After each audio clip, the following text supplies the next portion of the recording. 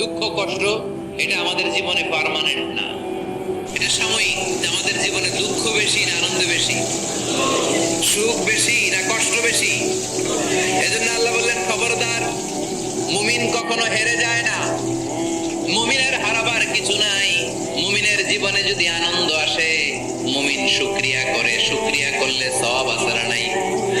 আর মুমিনের জীবনে যদি দুঃখ আসে, মুমিন সবর করে, ধৈর্য ধরে, ধৈর্যেও সওয়াব আছে না নাই?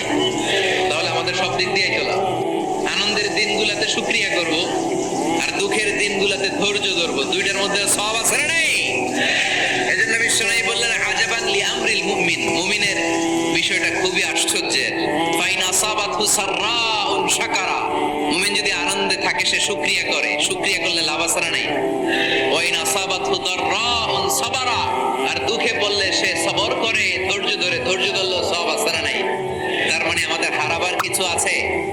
মাঝে মাঝে আল্লাহ আমাদেরকে দুঃখ কষ্ট দিয়ে পরীক্ষা করতে চান, এগুলো আমাদের জন্য খারাপ নয়। এই দুঃখ কষ্ট বিপদ আমাদের কোমরকে সোজা করে, আমাদের পায়ের মাটিকে শক্ত করে, চিল্লায় বলেন ঠিক কিনা? প্রতিকূল পরিবেশে কিভাবে বাঁচতে হয় এই দুঃখ কষ্ট আমাদেরকে শেখায়। এজন্য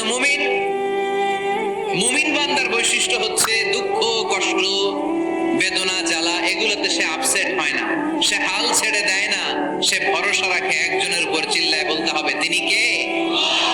কারণ মুমিন জানে রাত্রি যত গভীর হয়, অন্ধকার তমানিসা ভেদ করে সুবহে সাদিক হয়। মুমিন জানে গর্ভবতী নারীর পেটের ব্যথা যেই দিন বাড়তে থাকে, ওই দিনই নতুন মেহমান আগমনের সময় ঘনাতে থাকে। মুমিন জানে তার জীবনে দুঃখ কষ্ট বিপদ যত বাড়তে থাকে, সুখের দিন কাছে আসতে থাকে। এজন্য মুমিনের হারাবার কিছু নেই। ফাইন্না মাআল উসরি ইউসরা, ইন্না মাআল উসরি ইউসরা। নবী হে, কষ্টের পরেই আছে আনন্দ।